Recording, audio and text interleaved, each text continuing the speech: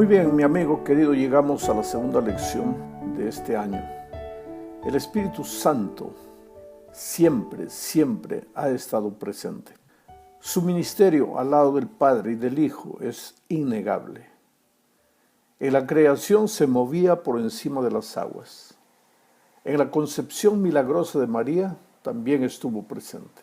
Acompañó a Jesús a lo largo de su ministerio y el Espíritu es el que trabaja constantemente en el corazón humano para que acepte el Evangelio. Pero al estudiar la Biblia tenemos la impresión de que el Espíritu Santo siempre trabaja por detrás de las cortinas. Es decir, permite que el Padre y el Hijo aparezcan mientras que Él realiza su trabajo casi en silencio, sin aparecer. El propio Señor Jesús le dijo a Nicodemo lo que encontramos registrado en Juan 3, 5 al 8. De cierto te digo, que el que no nace de agua y del Espíritu no puede entrar en el reino de Dios. Lo que nace de la carne, carne es, y lo que nace del Espíritu, Espíritu es. No te maravilles de que te dije que es necesario que ustedes nazcan de nuevo. El viento sopla de donde quiere y lo puedes oír, pero no sabes de dónde viene ni a dónde va. Así es todo aquel que nace del Espíritu. Mira, esto que acabo de leer fue la respuesta de Jesús a Nicodemo cuando el maestro de la sinagoga le preguntó a Jesús cómo podía un hombre viejo nacer de nuevo si ya estaba grande. Entonces Jesús comparó en esta ilustración al Espíritu con el viento. ¿Por qué? Es que al viento tú no lo puedes ver, no sabes cómo aparece. Y aunque te lo expliquen, difícilmente lo entenderías. Pero aunque no lo veas, te beneficias del viento. El viento es un fenómeno físico del cual millones de personas en el mundo están pendientes en el día a día para volar, para salir a la agricultura, para cualquier actividad. Hablamos del viento muchas veces, en muchas circunstancias, pero ¿qué tanto sabemos acerca del viento? ¿Alguna vez te has preguntado cómo se produce el viento? Pues así es el Espíritu Santo. Vemos su obra, la sentimos todos los días en nuestra experiencia, pero nunca podremos entender con nuestra mente finita el modo misterioso como Dios trabaja a través del Espíritu Santo. Hay mucha gente que no cree en el Espíritu porque no entiende las cosas. Y la sierva del Señor dice al respecto de esto lo que encontramos en el libro de Educación, página 154. Voy a leer, dice así. Los misterios de la Biblia, lejos de ser un argumento contra ella, se encuentran entre las más grandes pruebas de su inspiración divina. Si su descripción de Dios consistiera solo en lo que podemos comprender, si su grandeza y majestad pudieran ser abarcadas por mentes finitas, la Biblia no llevaría, como lleva, evidencias inconfundibles de la divinidad. Quiere decir que hasta las cosas que no entiendes de la Biblia son una prueba de que la Biblia tiene origen divino. Hay muchas cosas en la vida que tú no entiendes. Yo escuché a un gran predicador un día decir, yo no entiendo cómo una vaca negra come pasto verde y produce leche blanca, pero me tomo la leche. Y las cosas son así. Tú nunca has visto el amor, nunca has tocado el amor, pero crees en el amor. ¿Por qué? Porque para creer en una cosa no necesitas tocar esa cosa. No necesitas entenderla en sus mínimos detalles. Y si la palabra de Dios, que es la Biblia, dice que el Espíritu Santo existe y que su ministerio está siempre presente en la experiencia humana, pues yo humildemente creo lo que la palabra de Dios dice, aunque mi mente humana finita no sea capaz de entender todo. En la segunda parte de este estudio, veremos al Espíritu Santo en la creación. Creo que poca gente discutiría la presencia del Padre y del Hijo en la creación. La narración del Génesis empieza diciendo que en el principio Dios creó los cielos y la tierra. Y Pablo declara que por Jesucristo fueron hechos los cielos y la tierra. ¿Y el Espíritu? Pues veamos lo que Job 33:4 dice: el Espíritu de Dios me ha creado, el soplo del Todopoderoso me dio vida. Esta afirmación de Job es contundente, porque todos sabemos que el Creador es Dios, pero Job dice que el Espíritu lo creó. En otras palabras, Job reconoce que el Espíritu es Dios y se refiere al Espíritu como el soplo de Dios.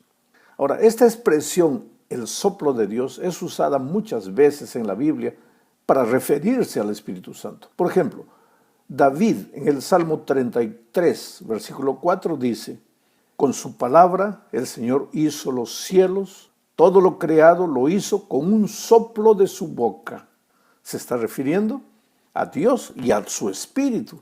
Y Juan confirma que el propio Señor Jesucristo se refirió a su Espíritu como el soplo. Leamos lo que dice Juan 20, 21 y 22. Entonces Jesús les dijo una vez más: la paz sea con ustedes. Así como el Padre me envió, también yo los envío a ustedes. Y habiendo dicho esto, sopló y les dijo: reciban el Espíritu Santo. Esta expresión es interesante. Sopló y les dijo: reciban el Espíritu Santo. El asunto, querido, es que el Espíritu no se presenta como el protagonista de las cosas. Está siempre presente. Estuvo presente en la creación, pero aparece casi imperceptible. Génesis 1:2 dice que en la creación el Espíritu se movía sobre las aguas desordenadas y vacías. ¿Para qué? Para poner orden. Estaba volando por encima para poner orden en la creación. Porque eso es lo que el Espíritu hace, trabaja en los corazones para poner orden. ¿Orden en qué? En los sentimientos, en las situaciones, en los pensamientos. Él está siempre presente tocando la puerta del corazón. ¿Quieres que el Espíritu Santo ordene tu vida? Pues déjalo entrar. ¿Deseas que ponga orden en tu matrimonio? Permítele ingresar a tu vida. Porque mira, jamás el Espíritu entrará por la fuerza. Llamará, insistirá, con gemidos indecibles, pero jamás derribará la puerta de tu corazón para entrar por la fuerza. Es interesante que el verbo moverse, el Espíritu se movía por encima de las aguas. Ese verbo moverse, que se usa en Génesis 1:2, es en hebreo el verbo merajepeth, que es el mismo verbo que se usa en Deuteronomio capítulo 32, versículo 11, refiriéndose a la manera como Dios cuidó de su pueblo en el desierto. Voy a leer Deuteronomio 32, 11. Así como el águila revolotea, este es el verbo revolotear, quiere decir volar por encima de. Así como el águila revolotea, este es el verbo merajepeth, así como el águila revolotea sobre el nido y anima a sus polluelos a volar y extiende sus alas y los levanta en vilo y los sostiene sobre sus alas. Querido, esto es tremendo, ¿sabes? Por ventura en este momento necesitas que el Espíritu revolotee encima de tu vida, te cuide, te proteja, te sostenga. ¿Estás atravesando por un momento difícil en tu experiencia? Mira, para que entiendas el texto de Deuteronomio, te voy a explicar un poco la figura del águila que sostiene a sus polluelos. Llega un momento en que el mamá o el papá águila necesita enseñar a sus hijos, a sus polluelos a volar, pero ellos tienen miedo. Entonces, ¿qué hace él? El águila arroja su aguilucho al aire. ¿Para qué? No para que se caiga y se mate, sino para que aprenda a volar. Pero mientras él va cayendo, el águila madre va revoloteando encima de él, listo a sostenerlo en el momento en que, porque hay aguiluchos que ya están llegando al suelo y no abren el ala. Entonces la mamá águila, pues en ese momento estaba revoloteando sobre él, pero en ese momento lo toma en sus garras y lo lleva seguro. Es la misma cosa que Dios hace, que el Espíritu Santo hace en nuestra vida. A veces nosotros necesitamos aprender a volar y no volamos. Tenemos alas, pero no las usamos. Estamos estancados en la vida, no nos movemos, no avanzamos. En este inicio de año te has hecho tantas proposiciones, pero ya pasaron 2 semanas y no avanzas, no has hecho nada por las propuestas que te has hecho. Entonces muchas veces el Espíritu en su maravilloso amor permite que tú seas lanzado al aire para que a ver si así abres las alas. Pero Él está revoloteando encima de ti, listo a protegerte, a ayudarte, a salvarte de la tragedia. Entonces deja al Espíritu trabajar en tu vida. Vamos a la tercera parte. Aquí hablaremos de la participación del Espíritu Santo en otro momento importante de la historia humana. Ya vimos que el Espíritu participó de la creación, pero infelizmente el ser humano malogró la belleza y la perfección de la creación por causa de su desobediencia. Ahora la obra maestra de Dios estaba manchada por el pecado y el diablo creyó que había vencido. Pero el plan de redención y de restauración del hombre ya existía desde la eternidad. Quiero que sepas, el pecado no tomó por sorpresa a Dios. Era verdad que por causa del pecado el hombre estaba condenado a la muerte, pero también era verdad que Dios tenía un plan para salvarlo. Y ese plan le fue ilustrado al pueblo de Israel en el santuario y en el ceremonial, en todo el ritual que sucedía dentro del santuario. Cada detalle del santuario simbolizaba algún detalle del plan de salvación. Y el cordero, que era sacrificado diariamente en ese santuario, simbolizaba a Jesús, el Cordero de Dios que un día sería sacrificado por los pecados del mundo. Así que el santuario no fue construido por voluntad humana, fue construido por orden divina, que le dijo a Moisés: y me harán un santuario y yo habitaré en medio de ellos. Sabes, aquí está la gran verdad del amor de Dios. Mientras el pecado nos separa de Dios, Él desea acercarse de sus hijos y habitar entre ellos.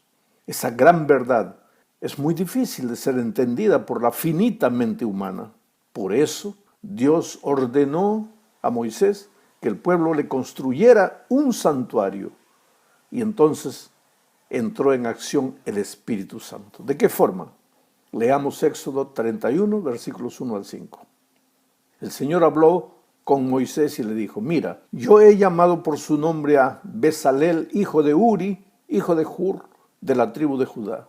Lo he llenado del Espíritu de Dios en sabiduría, inteligencia y ciencia y en todo arte, para crear nuevos diseños y trabajar en oro, plata y bronce, y en el arte de engastar piedras preciosas y de trabajar la madera y de realizar toda clase de trabajos.